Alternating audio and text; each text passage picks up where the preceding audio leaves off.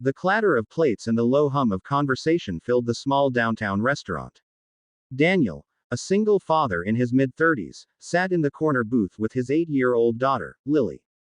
They were sharing fries, her laughter lighting up the dimly lit place.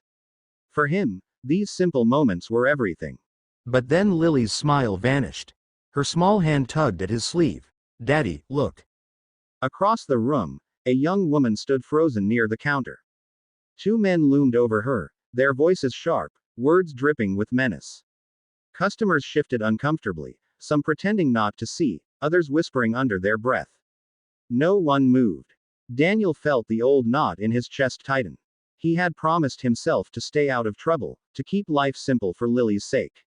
But then his daughter's eyes, wide with fear and innocence, cut through his hesitation. "Daddy," she whispered again, her voice trembling, "can we help her?" In that instant, Daniel knew his answer.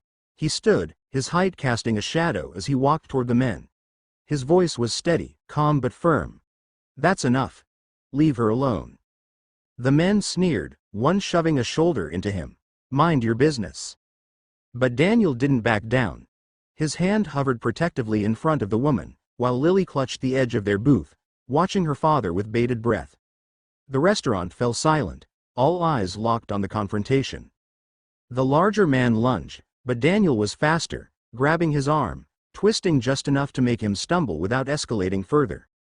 The second man cursed, fists clenched, but the staff finally rushed in, shouting that the police were on the way. Within moments, the attackers bolted out the door, leaving behind a stunned silence. The woman's eyes brimmed with tears. "Thank you," she whispered, voice shaking. Daniel nodded, brushing it off, trying to steady his own pounding heart. He turned back to Lily, who was staring at him like he was the bravest man in the world. "Are you okay, sweetheart?" She nodded, her eyes glistening. "You helped her, Daddy. You really helped her." The next day, as Daniel walked Lily to school, he noticed the same young woman waiting near the gate. She was holding a small box, her hands trembling. "I wanted to see you," she said softly. "And to thank you again. Yesterday, I don't know what would have happened if you hadn't stepped in." She looked down at Lily, smiling warmly. "You've got the best dad."